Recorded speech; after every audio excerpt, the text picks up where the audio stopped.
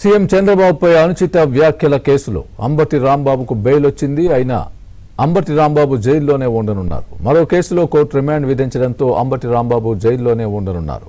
ఇదే అంశానికి సంబంధించి పూర్తి అప్డేట్ మా ప్రతినిధి సాంబశివరావుని అడిగి తెలుసుకుందాం. సాంబశివరావు, చెప్పండి, అంబటి రాంబాబుకు బెయిల్ వచ్చింది, ఆ తర్వాత వెనువెంటనే మరో కేసులో ఆయనకు రిమాండ్ విధించడం జరిగినట్టుగా మనం చూస్తున్నాం. బ్రేకింగ్ న్యూస్, మీ దగ్గర ఉన్న పూర్తి అప్డేట్ ఏంటి? ఏ కేసులో ఆయనకు మళ్ళీ రిమాండ్ విధించారు?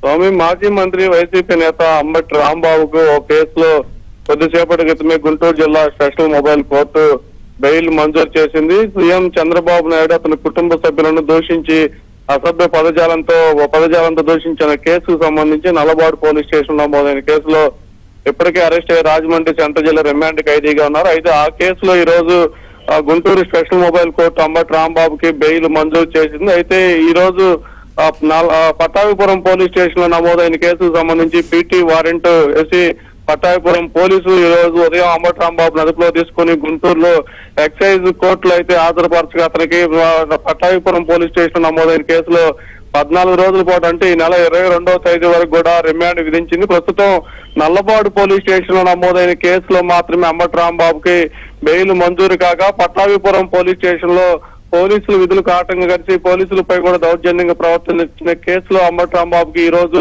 రిమాండ్ విధించారు. ఆ కేసు రిమాండ్ ప్రకారం ఈ నెల 22వ తేదీ వరకు కూడా అంబటి రాంబాబు రాజమండ్రి సెంట్రల్ జైల్లోనే ఉండే అవకాశం అయితే స్పష్టంగా ఉంది. స్వామి.